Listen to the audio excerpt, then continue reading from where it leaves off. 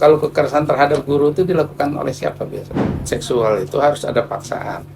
Ya, Kalau tidak ada paksaan melaksanakan dengan ikhlas sama ikhlas itu tidak termasuk kekerasan seksual gitu. Selamat datang di podcast Balai Guru Penggerak Kalimantan Selatan. Best quality continuous improvement. Assalamualaikum warahmatullahi wabarakatuh. Waalaikumsalam warahmatullahi wabarakatuh bagi kita semua.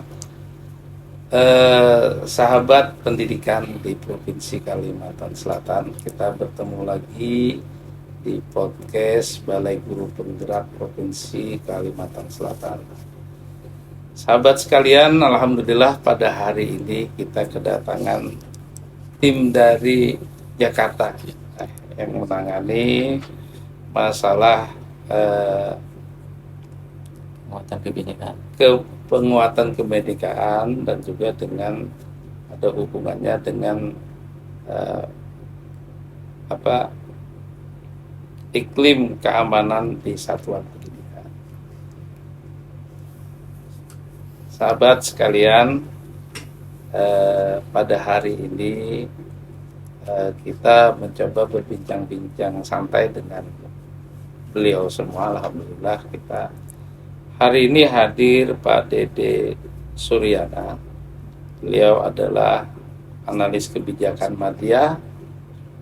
Beliau ketua tim iklim keamanan satuan pendidikan. Selamat siang Pak. Ya, Assalamualaikum. Selamat siang. Waalaikumsalam warahmatullahi wabarakatuh. Bersama kita juga ada Pak Ahmad Jayadi.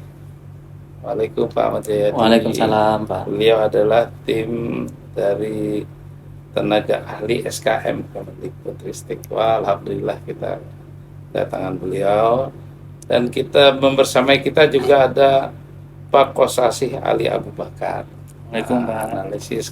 Analis kebijakan media juga beliau. Beliau adalah ketua Subkor pengembangan intoleransi kependidikan program pencegahan intoleransi. Sahabat Balai Guru Pendidikan Provinsi Kalimantan Selatan, hari ini kita mencoba mendialogkan tentang bagaimana sih iklim keamanan satuan pendidikan itu secara umum, nanti dimulai oleh Pak Dede, nanti secara praktisnya atau implementasi di lapangannya dikuatkan oleh Pak Ahmad Jayadi dan Mas Kosasih Ali Abu Bakar. Sahabat BGP Provinsi Kalimantan Selatan, kita sekarang sudah masuk ke zamannya merdeka belajar. Hashtag kita itu adalah merdeka belajar. Merdeka belajar itu diperkuat dengan seluruh bagian-bagian untuk terjadinya merdeka belajar itu. Ya, salah satunya ada itu kurikulum dan juga dibantu oleh kebijakan-kebijakan merdeka belajar. Dan di dalamnya termasuk bagaimana memerdekakan siswa, memerdekakan guru, dan memerdekakan satuan pendidikan itu sendiri. Pak Dede Suryana, ya. Suryaman ya. Ini saya teringatnya Pak Dede Suryana. Ini kalau Dede Suryana itu tokoh pemain film ya. Pak Dede Suryaman, beliau ini adalah ketua tim iklim keamanan satuan pendidikan. Bagaimana Pak pandangan kementerian terkait dengan pengembangan iklim keamanan satuan pendidikan ini di alam merdeka belajar ini? Silakan Pak. Ya, baik, terima kasih Pak Kepala Balai Guru Penggerak ya Kalimantan Selatan. Terima kasih nih atas undangannya begitu ya, untuk berbicara juga nanti dengan para guru ya tentunya gitu ya. Jadi yang pertama bahwa iklim keamanan lingkungan satuan pendidikan ini adalah ingin menciptakan gitu ya bagaimana satuan pendidikan itu adalah satuan pendidikan yang aman, nyaman, menyenangkan, dan tentu bukan hanya untuk peserta didik tapi juga semua gitu ya, ekosistem yang ada di satuan pendidikan, gurunya, kepala sekolah, dan lain-lain begitu ya. Nah, sebenarnya kan berangkat dari istilah Mas Menteri itu ada 3 dosa besar pendidikan gitu ya. Ada perundungan, kemudian kekerasan seksual, kemudian diskriminasi dan intoleransi gitu ya. Nah, alhamdulillah tahun 2023 gitu ya, ada kebijakan dari Mas Menteri ya, yaitu lahirnya Permendikbudristek nomor 46 tahun 2023 gitu ya. Ini menjadi salah satu hal yang menggembirakan gitu ya. Jadi di satuan pendidikan itu ada kepastian, baik itu secara mekanisme untuk pencegahan maupun juga penanganan gitu ya. Itu menjadi salah satu cirinya. Dan di situ ada 2 aktor sebenarnya dalam implementator kebijakan tentang pencegahan penanganan kekerasan itu. Di satuan pendidikan ada yang disebut dengan tim pencegahan penanganan kekerasan. Itu ada timnya gitu ya. Tim pencegahan penanganan kekerasan, disingkat dengan TPPK gitu ya. Kemudian di level kabupaten, kota, dan provinsi itu ada namanya satuan tugas. Nah, secara angka ini di Kalimantan Selatan ini sangat luar biasa. Barusan saya lihat per hari ini gitu ya, mungkin sekitar pukul berapa? Pukul 12.30 gitu ya. Ini untuk TPPK itu sudah 99,1. Jadi tinggal jenjang PAUD aja. SD sudah 100%, SMP 100%, SMA, SMK 100%, bahkan pendidikan non formal sudah 100%. Ini luar biasa, ini berbeda dengan daerah lain. Jadi tinggal PAUD saja. Mungkin ada beberapa satuan PAUD yang mungkin saja masih tercatat, tapi sesungguhnya mungkin peserta didiknya sudah tidak ada, atau barangkali fasilitas-fasilitas lainnya. Nah, untuk satuan tugas nih di Kalimantan Selatan, karena harus ada satgas di provinsi dan kabupaten kota nih, angkanya juga sudah 100%. Hanya mungkin sekarang persoalan dan menjadi PR kita bersama itu adalah bagaimana meningkatkan kapasitas atau kompetensinya gitu ya. Nah, kementerian gitu ya sekarang sudah menyiapkan sebenarnya berbagai menu gitu ya untuk bagaimana meningkatkan kapasitas TPPK dan Satgas. Ada yang disematkan di platform Merdeka Mengajar, itu ada ayo atasi perundungan, tentang PPKSP, tentang P5 dan lain-lainnya gitu ya. Kemudian juga di laman Merdeka dari Kekerasan juga sudah kita sematkan berbagai konten untuk mengedukasi gitu ya.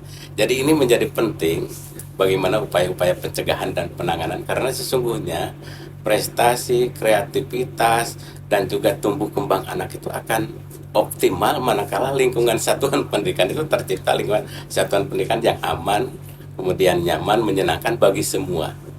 Tidak hanya murid gitu, guru pun harus dalam kondisi yang nyaman gitu ya, dalam hal melaksanakan tugas-tugasnya, sehingga kreativitas guru yang sekarang memang menjadi salah satu ciri ya dari guru penggerak itu adalah kreativitas dan juga inovasi-inovasi lainnya. Itu mungkin sementara Pak Kepala Balai yang saya bisa sampaikan terkait dengan pandangan isu-isu kekerasan.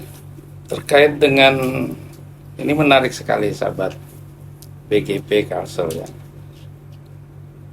Ada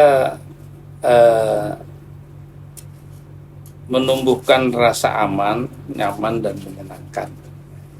Artinya aman bagi guru, nyaman juga bagi guru, dan juga menyenangkan bagi guru dan juga bagi murid-muridnya. Karena itu inti daripada Merdeka Belajar kita. Nah, untuk terbentuknya aman, nyaman, menyenangkan ini, maka dibutuhkanlah organisasi TPPK tadi. Betul. Alhamdulillah di Kalsel sudah hampir 100%. Betul.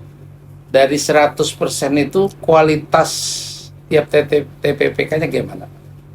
Ya. Kualitas pelaksanaan di tiap TPPK itu apakah sudah ada data gitu? Ya. Memang ini secara umum gitu gambarannya sih sebagian besar baru membentuk gitu sebagian besar itu baru membentuk. Karena sebenarnya kan menurut peraturan menteri ini untuk jenjang PAUD kemudian non formal diberi kesempatan 1 tahun nih. Ya gitu. Jadi kebetulan permen ini diluncurkan tanggal 8 Agustus, berarti sekarang sudah 13 bulan gitu ya. Harapannya sih sudah 100% untuk PAUD dan non formal, dan ternyata tinggal sedikit lagi PAUD-nya. Sementara untuk SD, SMP, SMA, SMK itu adalah 6 bulan termasuk TPPK Satgas. Nah, tentu prioritas yang didorong oleh Kemendikbudristek sekarang di pembentukan dulu gitu ya, sambil terus mengupayakan bagaimana peningkatan kapasitasnya, harus tahu tugasnya apa, fungsinya apa, kewenangannya apa gitu ya. Dan tentu Kemendikbudristek gitu ya, sekarang itu sudah menyiapkan berbagai konten-konten termasuk modul, bahan ajar dan sebagainya gitu ya. Tinggal bagaimana ini bisa dimanfaatkannya. Nah, tentu ke depan itu akan ada semacam pelatihan-pelatihan, karena menurut Permendikbudristek 46 ini pelatihan untuk TPPK, kemudian Satgas, sosialisasi dan lainnya itu adalah menjadi kewenangannya pemerintah daerah. Tentu kami di pusat gitu ya menyiapkan perangkat-perangkat untuk bagaimana proses peningkatan kapasitas itu bisa terjadi. Salah satu contohnya sekarang itu untuk modul pencegahan sudah kita siapkan, sudah disematkan di PMN. Pencegahan apa itu? Ya, pencegahan kekerasan gitu ya itu. Kekerasan oleh guru atau guru juga mungkin. Ya, karena kalau kekerasan guru, kalau kekerasan terhadap guru itu dilakukan oleh siapa biasanya? Oleh siswa, atau juga. Mungkin aja orang tua, mohon maaf ya, gitu. Atau guru sendiri sesama gitu ya. Sesama karena guru, bisa jadi ya itu bisa juga pelakunya. Siswa, atau bisa juga kepala sekolah, atau bisa yang lebih tinggi lagi. Iya, bisa jadi. Katakanlah, mohon maaf ya, pemegang kebijakan pada level pemerintah daerah atau dinas pendidikan kepada murid, gitu, kepada guru, kepada yang lain-lainnya. Maka di dalam salah satu bentuk kekerasan itu ada 6 bentuk kekerasan nih Pak Kepala Balai ya. Jadi 1 kekerasan fisik, yang kedua psikis, yang ketiga perundungan, 4 kekerasan seksual, 5 diskriminasi intoleransi, dan yang ke-6 itu adalah kebijakan yang mengandung kekerasan. Dan ini bisa jadi juga dilakukan guru kepada murid, kepala sekolah kepada guru atau kepada murid gitu ya, atau mungkin gitu ya pada level yang lebih tinggi gitu ya, itu bisa dalam bentuk surat edaran, himbauan dan sebagainya. Inilah harus hati-hati gitu ya dalam hal mensikapi terkait dengan mungkin instruksi dan sebagainya, karena ada saja orang yang barangkali merasa terpinggirkan dengan instruksi tersebut atau barangkali dengan kebijakan tersebut, merasa tidak terakomodir. Itulah yang memang bagian juga yang menjadi fokus gitu ya di Permendikbudristek 46 tahun 2023 ini. Dan tentu untuk memahami regulasi ini juga ada turunannya, ada juknisnya, jadi peraturan Sekjen gitu ya nomor 49 tahun 2023 ini untuk melengkapi, karena bisa jadi di Permendikbudristek itu kan hanya bicara norma-norma umum ya, walaupun mungkin sudah ada yang lebih detail, tapi kalau di juknis itu sudah dengan contoh-contoh kasus, bagaimana melakukan pencegahan, bagaimana alur penanganan dan sebagainya. Kira-kira inilah yang memang tugas kita bersama gitu ya, untuk memahami kepala sekolahnya, untuk bisa memahami regulasi tersebut, apalagi TPPK-nya gitu ya, yang nanti menjadi aktor utama dalam kerja-kerja pencegahan. Untuk bisa membaca atau memahami modul-modul itu adanya di mana itu? Ya, sebenarnya kami sematkan di 2 ya. Bagi guru yang alhamdulillah sekarang sudah mungkin 3 juta lebih begitu ya, guru mengakses portal Merdeka Mengajar gitu ya, kami sematkan di situ. Di situ ada nama Ayo Atasi Perundungan, ada wawasan kebinekaan global, ada modul pencegahan PPKSP di situ, ada juga di situ, dan lain-lain termasuk disiplin nanti positif. Mungkin itu ada sahabat BGP Kalsel, nanti kita bisa melihat di deskripsi video ini. Insya Allah ada linknya kita buatkan. Bagi yang selain guru, ya gitu ya, kita bisa melihat di laman Merdeka dari Kekerasan. Cukup dengan mengetik merdeka dari kekerasan.kemdikbud.go.id. Jadi semua konten-konten disematkan di sana. Bahkan Bapak Ibu bisa melihat satuan pendidikan di mana Bapak Ibu bertugas itu apakah sudah bentuk TPPK, bisa dilihat di situ. Termasuk orang-orangnya, keanggotaannya. Kira-kira seperti itu. Terima kasih banyak Pak Dede. Jadi insya Allah nanti kita masukkan linknya itu di deskripsi Iya. video Baik, kita ini. terima kasih. Nanti sahabat BGP Kalsel bisa membuka di link kita siapkan di deskripsi video yang kita buatkan itu. Ya. Sahabat BGP Kalsel, selanjutnya ini sungguh menarik ini apa yang disampaikan oleh Pak Dede tadi.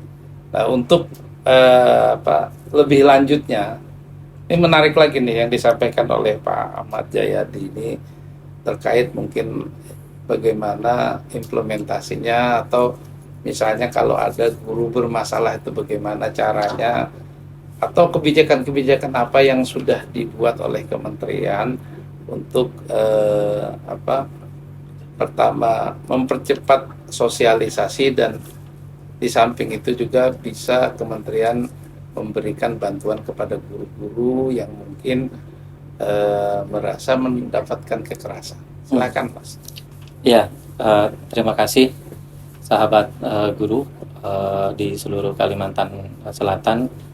Pertama-tama puji syukur alhamdulillah kita bisa berkesempatan di hari ini bisa berdialog dengan Bapak Kepala. Secara umum sebenarnya garis besarnya tadi sudah disampaikan oleh Pak Dede. Jadi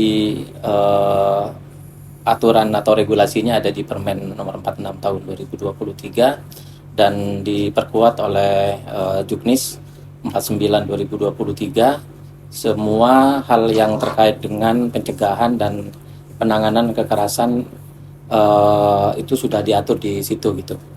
Nah, secara teknis tadi juga Pak Dede juga menyampaikan bahwa jika di satuan pendidikan terdapat kejadian kekerasan, maka di situ sudah ada yang disebut sebagai tim pencegahan dan penanganan kekerasan TPPK yang diberikan wewenang secara regulasi untuk melakukan penanganan. Tentu diatur di Juknis tersebut dia tidak akan bekerja sendiri gitu. Tentu dia akan berkolaborasi juga dengan dengan stakeholder yang dibutuhkan, apakah di situ psikolog, apakah di situ dari tim-tim yang lain yang dibutuhkan untuk adanya penanganan kekerasan yang terjadi di satuan pendidikan tersebut. Namun jika kekerasan tersebut dilakukan antar sekolah, misalnya saat sekolah A kemudian melakukan kekerasan ke sekolah B, maka levelnya yang menanganin itu sudah di level satuan tugas atau satgas gitu. Jadi diselesaikannya itu di satgas. Dan itu semuanya sudah dirinci, diatur di permen atau di Juknis tersebut. Nah, terkait dengan pencegahan, inilah sebenarnya yang menjadi hal yang dilakukan atau banyak dilakukan oleh Pusat Penguatan Karakter atau Puspeka. Puspeka banyak membuat produk-produk yang produk ini digunakan untuk melakukan pencegahan, dan ini bisa langsung dimanfaatkan oleh satuan pendidikan maupun guru. Salah satu contohnya misalnya secara teknis nanti akan disambung oleh Mas Kosasi, di kekerasan terkait dengan diskriminasi intoleransi. Di Pusat Penguatan Karakter mengembangkan salah satu modul yang modul ini sasarannya adalah guru. Namanya Wawasan Kebinekaan Global. Nah, dengan modul inilah guru dibekali untuk membuka mindsetnya terkait dengan wawasan kebinekaan global, wawasan kebinekaan nasional, bahkan di situ juga bagaimana terkait dengan kebinekaan pada diri sendiri gitu, menghargai diri sendiri. Jadi selalu memulainya dari diri sendiri, kemudian berangkat ke sekolah, kemudian ke tingkat nasional, baru ke global. Jadi untuk melakukan perubahan, guru harus selalu dimulai dari diri sendiri. Itu yang ditekankan di modul tersebut. Tapi banyak lagi produk-produk yang lain, termasuk juga tadi disinggung terkait dengan perundungan maupun kekerasan seksual dan bentuk-bentuk kekerasan yang lainnya. Platform Merdeka Mengajar itu sudah bisa diakses, dan di situ sudah banyak guru-guru bisa mendapatkan informasinya dan bisa belajar secara mandiri. Itu Pak Kepala. Ini Pak Ahmad Jayadi, panggilannya Mas Jayadi, Pak Zai. Pak Jai ya. Iya. Ini Mas Jai, terkait dengan apa yang disampaikan oleh Mas Jai tadi, tentang bagaimana kementerian sudah menyiapkan perangkat-perangkat lah istilahnya untuk bisa memahamkan dan mensosialisasikan perlindungan terhadap guru. Menurut Mas Jaim, sudah berapa permasalahan yang sudah ditangani oleh kementerian? Terus yang paling banyak ditangani kementerian itu, kekerasan itu, kasusnya pada guru kah, atau pada siswa kah, atau pada kepala sekolah kah, atau pada lingkungan sekolah? Paling banyak ditangani selama ini oleh kementerian. Ya, mungkin nanti Pak Dede ya bisa memberikan informasi yang lebih tepat gitu ya. Secara aturan memang di lingkungan Kemendikbud itu laporan kekerasan itu dikelola dan ditangani oleh Itjen. Jadi di situ data-datanya sudah masuk semua dan tentu setiap laporan yang masuk ke Itjen itu langsung ditindaklanjuti. Nah, alhamdulillahnya hari ini tidak hanya Itjen nih yang menangani masalah kekerasan ini. Tapi dengan adanya TPPK, dengan adanya Satgas, ini jauh lebih bisa dilokalisir gitu ya. Kalau misalnya kejadiannya di sekolah A tidak harus masuk ke pusat dulu gitu, tapi bisa langsung dikelola di TPPK tersebut dan diselesaikan gitu. Namun secara angkanya, statistiknya mana yang lebih banyak mungkin Pak Dede bisa menyampaikan, menambahkan. Ya, Silakan Pak Dede. Ya, memang secara bentuk kekerasannya gitu ya. Karena kebetulan kan terkait dengan pencegahan penanganan kekerasan ini tidak hanya di level Paudasmen gitu ya, tapi juga di perguruan tinggi. Hanya di perguruan tinggi saat ini kan menggunakan Permendikbudristek nomor 30 tahun 2021 gitu ya. Salah satu diantaranya itu adalah tekankan terkait dengan kekerasan seksual gitu ya. Memang kekerasan seksual di perguruan tinggi nomor 1. Setelah itu perundungan, baru diskriminasi, intoleransi. Tapi kekerasan seksual itu harus ada paksaan. Ya. Kalau tidak ada paksaan melaksanakan dengan ikhlas sama ikhlas itu tidak termasuk kekerasan seksual gitu ya. Atau kejahatan seksual gitu. Ya, sebenarnya itu juga hal yang tidak baik ya. Tidak baik. Namun ini kan ada yang memang ditangani oleh namanya Satgas. Di perguruan tinggi juga ada namanya Satgas. Satgas, ya. Jadi Satgas itu untuk implementasi Permendikbud 46 itu Satgas itu ada di provinsi, kabupaten, kota. Namun untuk implementasi Permendikbudristek nomor 30 tahun 2021 itu ada di perguruan tinggi, Pak. Jadi kita masih menggunakan yang 30 tahun 2020. Ada Satgasnya gitu ya. Jadi itulah yang ditanganinya. Ya tentulah semua bentuk pelecehan segala macam juga tidak akan lepas dari jerat hukum ya. Ada juga regulasi-regulasi lain yang akan menanganinya gitu ya. Karena memang untuk ruang lingkupnya kan dibatasi gitu ya, kaitan dengan Tridharma perguruan tinggi gitu ya itu. Nah kemudian untuk kekerasan di level Paudasmen yang angka yang lebih besar itu adalah perundungan, diikuti dengan bentuk kekerasan yang lainnya ya, seperti yang selama ini kita lihat gitu, kita baca di berita-berita yang muncul itu adalah perundungan ya. Pelakunya bisa macam-macam ini, bisa murid dengan murid gitu ya, murid ke guru juga ada, Murid ke guru, guru ke murid juga ada, guru antar guru juga ada, bahkan beda sekolah juga ada gitu ya itu.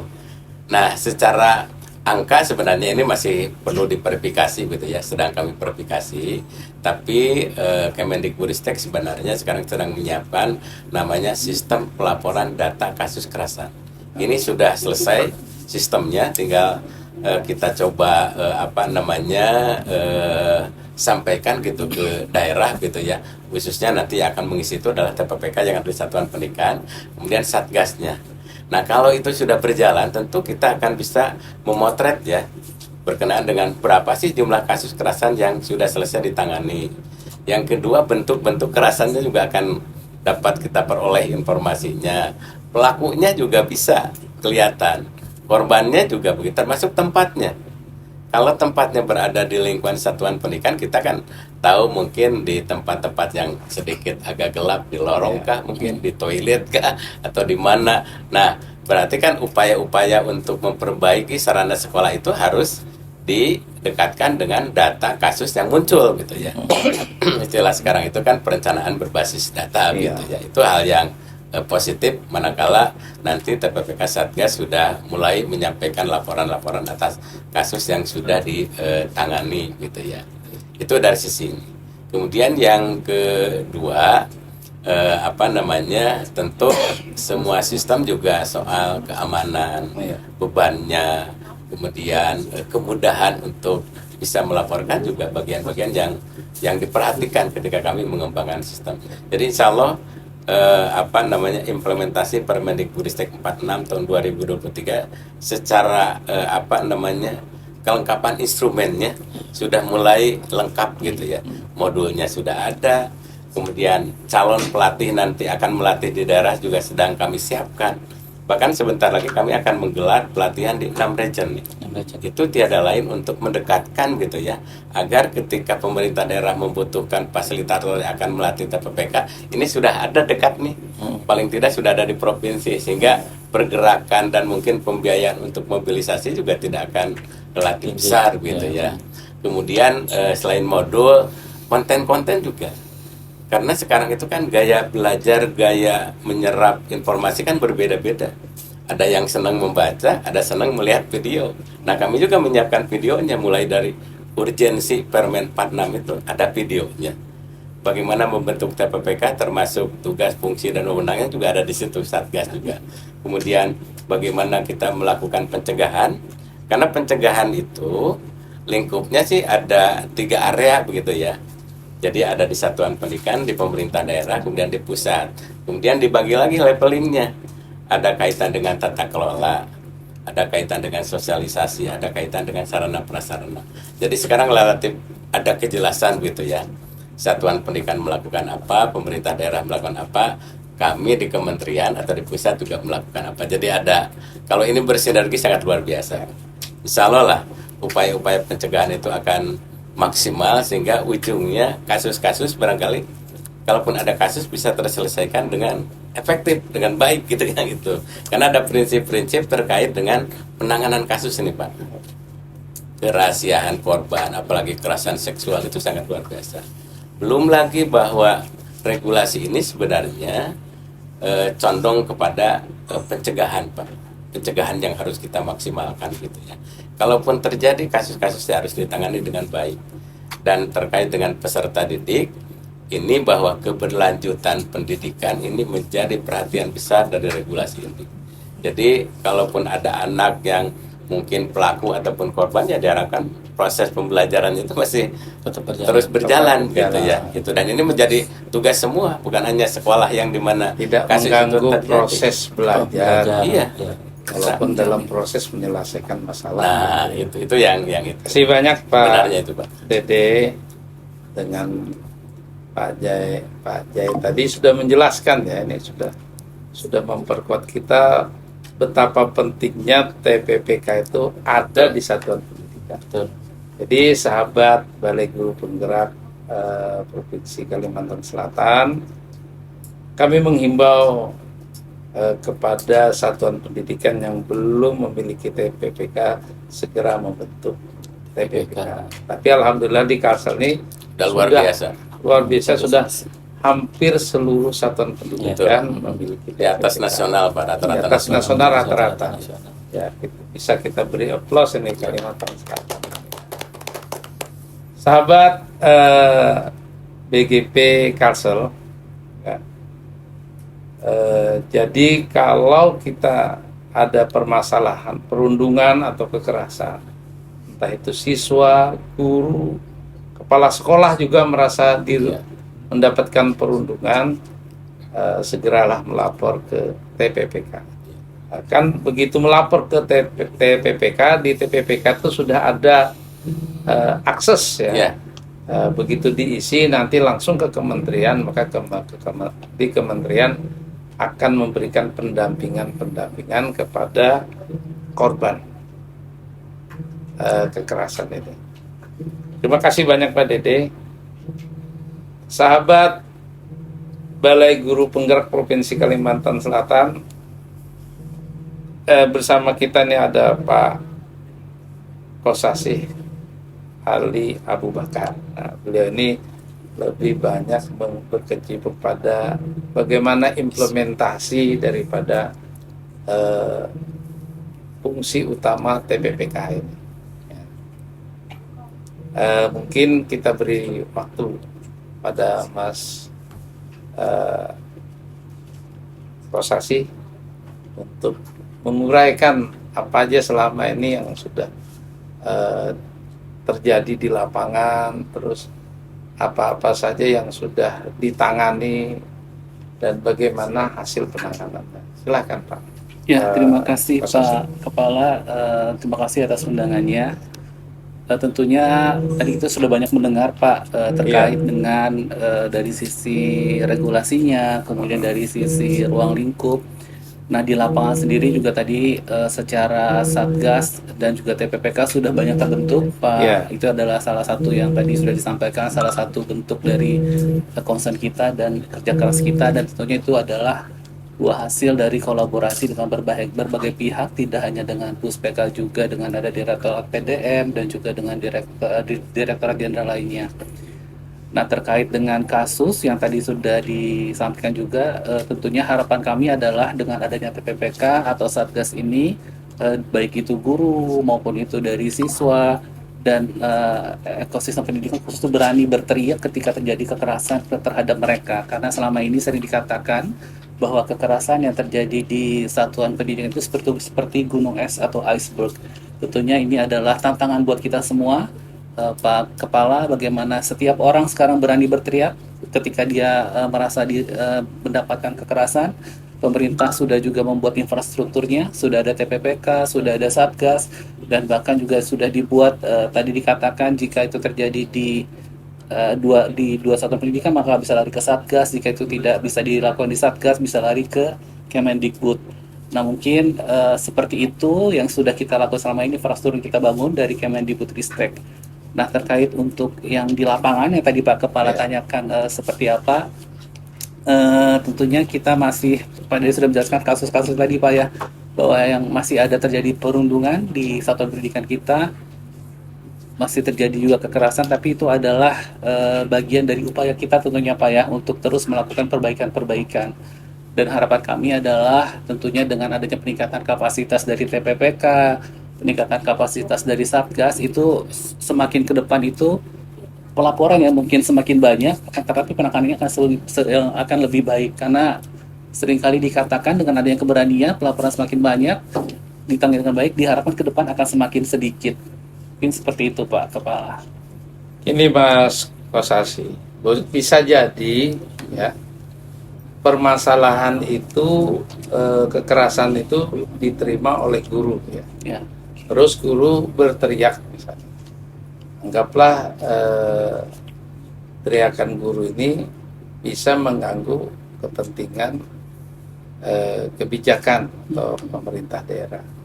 Terus akhirnya yang mendapat masalah ini tidak hanya guru itu sendiri, tapi bisa jadi ke saudaranya, ke keluarganya juga mendapatkan kekerasan.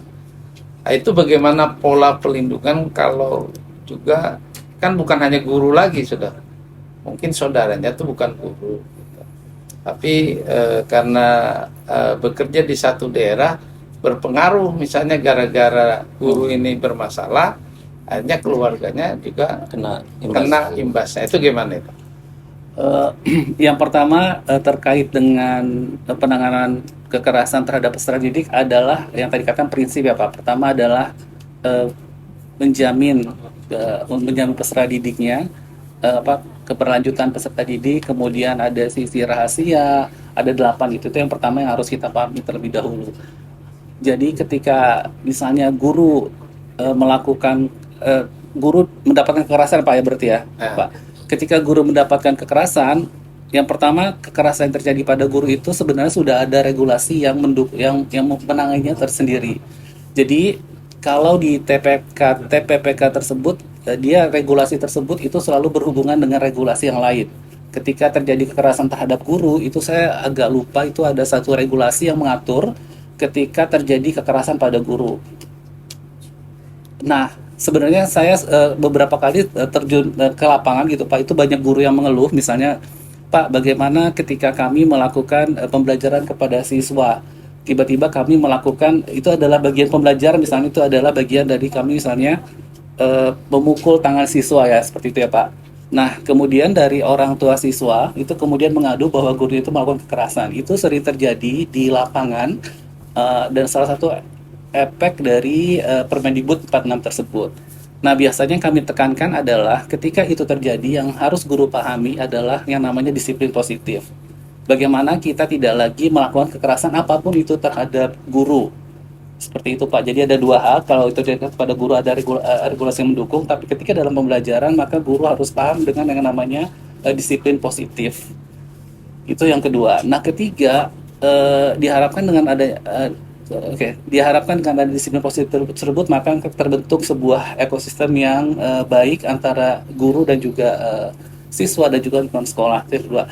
Nah, yang ketiga, ketika itu dikatakan terjadi kekerasan kepada itu berefek kepada misalnya keluarga, tentunya ini adalah, kalau saya bilangnya itu adalah sebuah tanggung jawab moral kita bersama ya Pak. Ketika kekerasan itu terjadi kepada seorang guru, tentunya guru juga harus paham terlebih dahulu apakah itu kesalahan dia atau seperti apa. Terima kasih Mas Kosasi atas penjelasan tadi. Sahabat Balai Guru Penggerak Provinsi Kalimantan Selatan, dari 3 narasumber tadi kita sudah mulai mengerucut. Pertama, bahwa kita sudah memiliki TPPK di setiap satuan pendidikan yang bisa kita pakai untuk melindungi siswa, guru, dan kepala sekolah atau di lingkungan sekolah kita. Dan kejadian-kejadian ini yang dijelaskan oleh Pak Dede tadi, di dalam pagar dan di luar pagar ya. Itu sudah jelas, artinya bahwa banyak hal yang bisa dibantu oleh TPPK ini. Alhamdulillah dengan kerja keras dari BPMP ya, karena yang selalu mensupport ini Pak untuk pembuatan TPPK ini, UPT kita di sini, Balai Penjaminan Mutu Pendidikan Provinsi Kalimantan Selatan, yang selalu mengadvokasi seluruh dinas pendidikan dan pemerintah daerah agar seluruh satuan pendidikan membentuk TPPK, termasuk keberhasilan BPMP di Provinsi Kalimantan Selatan ini. Bagus sekali, kita beri plus lah BPMP Provinsi Kalimantan Selatan yang bisa menembus hampir 100% ya, tertinggi di seluruh secara nasional ya. Mungkin ada lagi tambahan Pak Dede dari apa yang kita bincangkan tadi. Silahkan Pak Dede. Tambahan sedikit. Ada penambahan dan penguatan gitu. Ya. Jadi yang pertama, bahwa regulasi ini benar tidak berdiri sendiri. Jadi ada regulasi lain begitu ya. Karena regulasi ini kan sifatnya sanksinya sanksi administratif Pak. Kan itu ya. Tentu barangkali ada orang yang tidak puas dengan sanksi administratif sehingga bergeser ke ranah pidana, sehingga nanti ada aparat penegak hukum yang lain yang akan menanganinya. Itu yang pertama. Kemudian yang kedua, ini terkait dengan kejadian yang menjadi tugasnya TPPK ini dua, seperti yang Pak Kepala Balai sampaikan tadi. Jadi berada di lingkungan satuan pendidikan, tentu pasti kalau di dalam lingkungan satuan pendidikan konteks pembelajaran.